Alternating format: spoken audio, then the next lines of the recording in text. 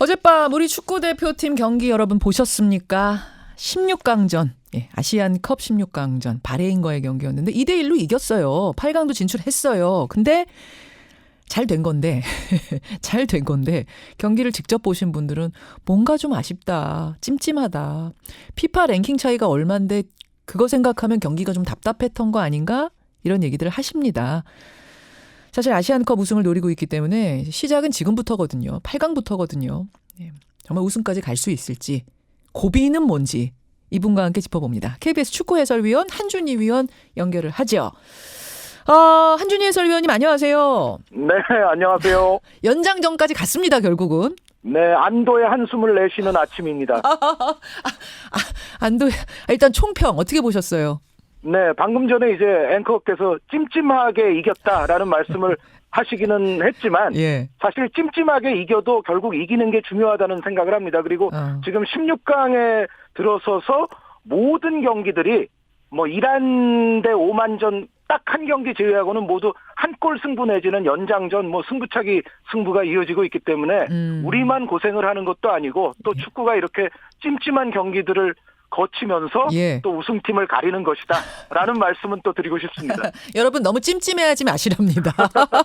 원래 축구가 그렇답니다. 아니 근데 왜들 다들 좀 답답했다 이런 평들을 지금 쓰시는 거냐면 바레인이랑 우리랑 뭐 엇비슷하거나 그런 정도가 아니라 피파 랭킹으로 보면은 우리가 53위, 바레인이 113위, 무려 60계단이나 차이가 나기 때문에 어제 경기 내용보다는 조금 더 쉽게 이겼어야 되는 거 아니냐라는 말씀들을 하시는 거거든요.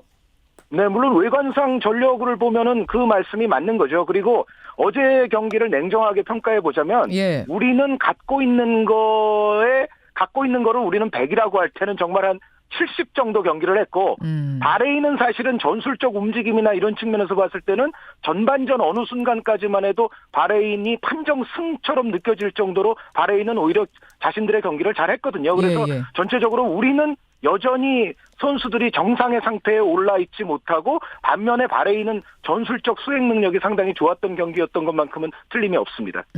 그래요. 아니 그 기성용 선수가 부상으로 빠진 게 좀 타격이 있었던 겁니까? 네, 뭐 기성용 선수 부상은 햄스트링이기 때문에 사실 뭐 기성용 선수가 가벼운 상태냐 뭐 이래서 약간 초기에는 희망을 걸었던 적도 있기는 합니다만 뭐 햄스트링이라면 사실은 기성용 선수가 빠지는 게 맞거든요. 그래서 기성용 선수가 돌아간 것은 굉장히 아쉬운 일이기는 한데 우리가 현실적으로 기성용 선수 공백을 지금 느끼고 있는 건 사실입니다.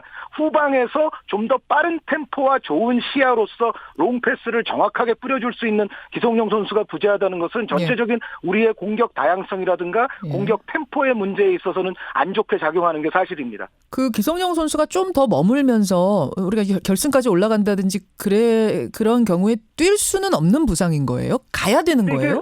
햄스트링이면은 이게 기본적으로 뭐 일주일 뭐 열흘 만에 해결될 수 있는 것이 아니기 때문에 날짜상으로 보면은 부상 상태를 봐서는 돌아가는 것이 옳다고 보여집니다. 그래서 이제는 우리가 기성용 선수가 없는 상황에서 뭔가 이 대회를 끝까지 잘 풀어갈 수 있는 플랜 B를 만들어야 될 시기인 것 같고요. 말씀드렸던 대로 기성용 선수가 없기 때문에 지금 어떤 문제가 또 불거지고 있느냐면은 이청용 선수가 중원 깊숙한 곳으로 내려와서 경기를 풀어주고 있고 손흥민 선수도 지금 여러 기사들이 나오고 있습니다만 공격수라기보다는 오히려 미드필더 같은 역할을 더 많이 하고 있거든요. 이것도 사실은 기성용 선수가 없기 때문에 경기를 풀어줄 선수들을 이청용과 손흥민으로 설정하다 보니까 이제 이 선수들이 내려오게 되면 현실적으로 황의조 선수가 또 전방에서 고립되고 마는 이러한 또 구조적 문제가 발생하고 있다는 생각입니다. 그럼 손흥민 선수에 대해서도 어제 잘 뛰었습니다만 워낙 기량이 출중한 선수이기 때문에 기대하는 바가 더 컸거든요. 근데 기대만큼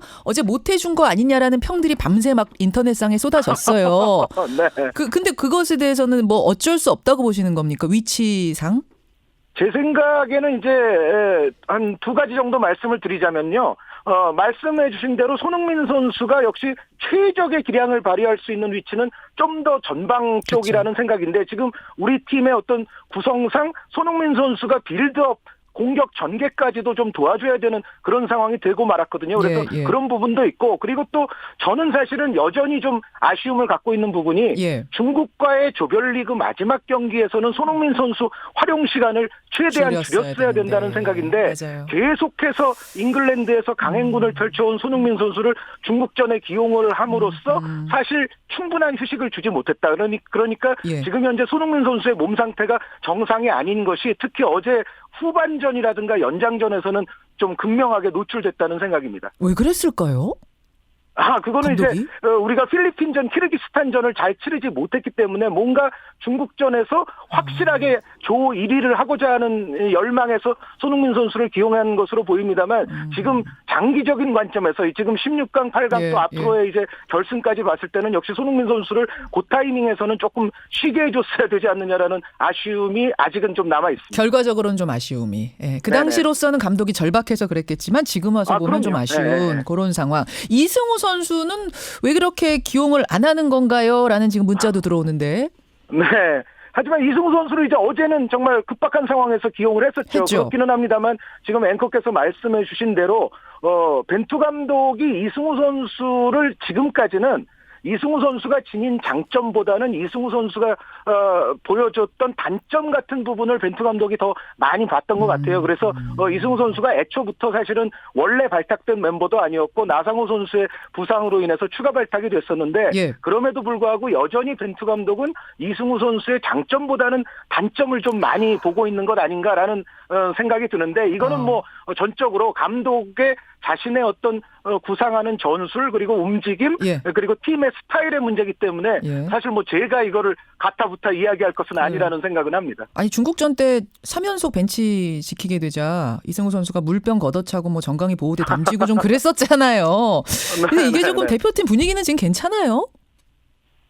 이승우 선수가 물론 그날 좀 경솔했던 것은 맞아요. 경솔했던 것은 맞는데 뭐 김병지 선수도 뭐 그 이후에 얘기했듯이 물병 한번 안 차본 선수 없다고 할 정도로 사실 뭐 유럽 기준에서는 이런 일은 좀 흔한 일이고 어떻게 보면 이런 일이 있은 후에 더 땅이 굳는다는 생각도 해봅니다. 그런데 이제 대표팀 지금 분위기를 물으셨는데 예. 여태까지의 대표팀 분위기는 그 사건과는 전혀 별개로 아주 괜찮습니다. 괜찮아요. 그러니까 선수들의 벤투 감독에 대한 신뢰라든가 예. 선수들 사이의 어떤 분위기는 굉장히 좋은 것으로 저는 알고 있습니다. 다행입니다. 자, 이제 8강전 준비를 해야 됩니다. 어젯밤에 카타르가 이라크를 꺾었어요. 그래서 8강에서 우리와 맞붙을 팀은 카타르로 여러분 결정이 났습니다.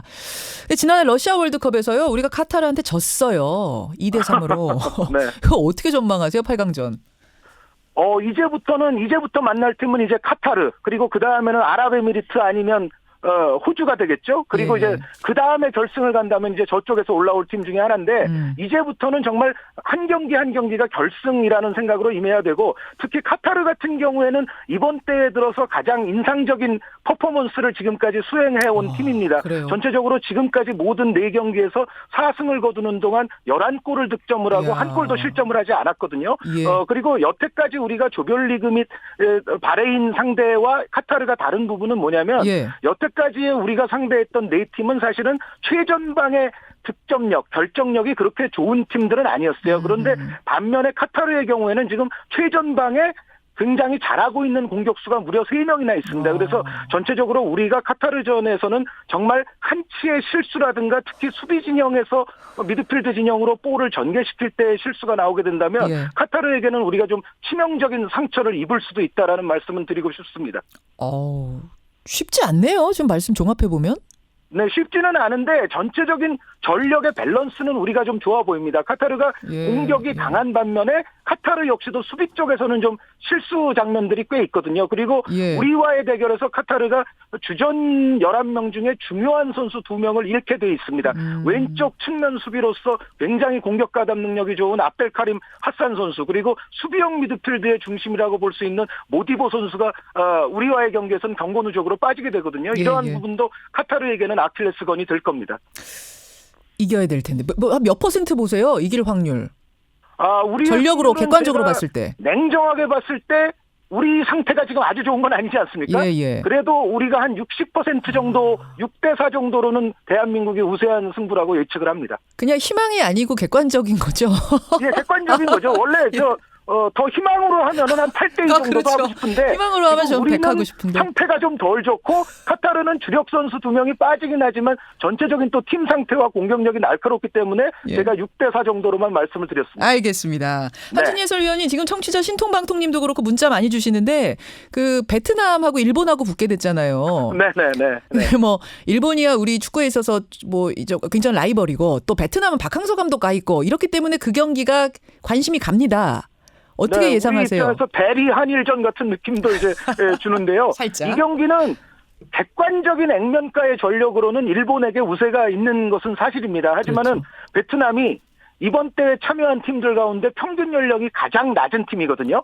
그 얘기는 이제 베트남이 젊음이 있다는 이야기고 패기. 또 박항서 감독이 베트남 선수들을 정말 톱니바퀴 돌아가듯 조직력으로 불철주야 움직이는 그러한 팀을 만들어놨기 때문에 예. 뭔가 베트남이 이러한 끈기, 활동량 이러한 것으로서 승부를 하고 일본의 뒷공간을 잘 노리게 된다면 예. 베트남에게도 분명히 승부의 포인트는 있습니다. 다만 전체적인 전력 면에서는 역시 일본이 우위에 있는 것만큼은 또 사실입니다. 여기까지 말씀 듣겠습니다. 한준희 최고 예. 해설위원님 고맙습니다. 예, 감사합니다.